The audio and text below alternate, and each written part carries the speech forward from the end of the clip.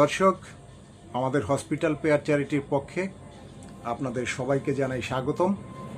আপনারা জানেন যে আমাদের একটি প্রতিষ্ঠান রয়েছে, যে প্রতিষ্ঠানের নাম হসপিটাল পেয়ার চ্যারিটি।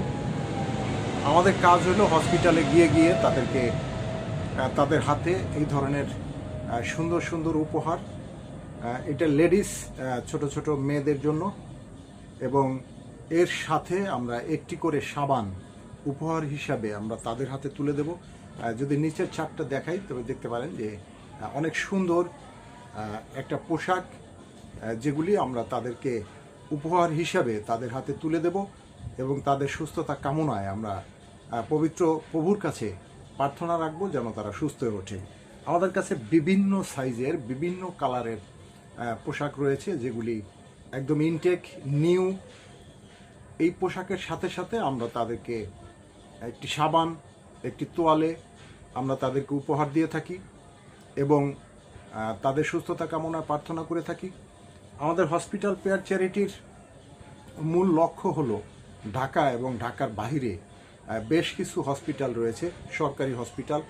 সেখানে অনেক সুবিধা বঞ্চিত শিশুরা রয়েছেন, যাদের মা বাবা অনেক কষ্টের মধ্যে রয়েছেন। তাদের সন্তানদের সেই ট্রিটমেন্ট দেওয়ার মতো অর্থ তাদের হাতে নেই, অনেক কষ্টের মধ্যে তারা রয়েছে। যদি একটু দেখেন যে অনেক সুন্দর পোশাকটি, যেগুলি আমরা যদি সেই শিশুদের উপহার হিসেবে দিতে পারি তারা অনেক খুশি হবে। বিভিন্ন কালারের বিভিন্ন ডিজাইনের আমাদের কাছে রয়েছে। শুধু এক আইটেম আপনাদেরকে দেখাচ্ছি, আপনাদের মাঝে শেয়ার করছি।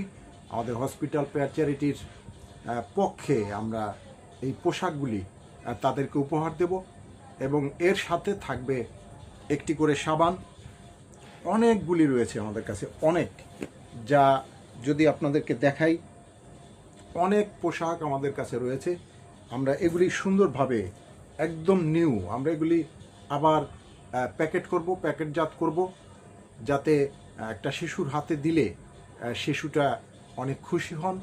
আসলে তাদের আনন্দ আমাদের কাছে এতটা ভালো লাগে যা বলে শেষ করতে পারবো না। এখানে রাবার লাগানো আছে, কাজেই খুব সুন্দরভাবে তারা এটা ইউজ করতে পারবে। দেখার মতো একটি ড্রেস,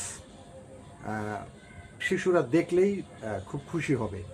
কাজে দর্শক, আপনাদেরকে রিকোয়েস্ট করব, আমাদের দেশে অনেক মানুষ রয়েছেন, হৃদয়বান মানুষ, যারা হসপিটালে ঢাকা এবং ঢাকার বাইরে গ্রামগঞ্জে এরকম সুবিধাবঞ্চিত মানুষদের নিয়ে কাজ করতে তারা আগ্রহী। আপনারা এই ভিডিওটা বেশি বেশি করে শেয়ার করে দেবেন যেন সেই সমস্ত মানুষের সামনে পৌঁছায় এবং তারা যেন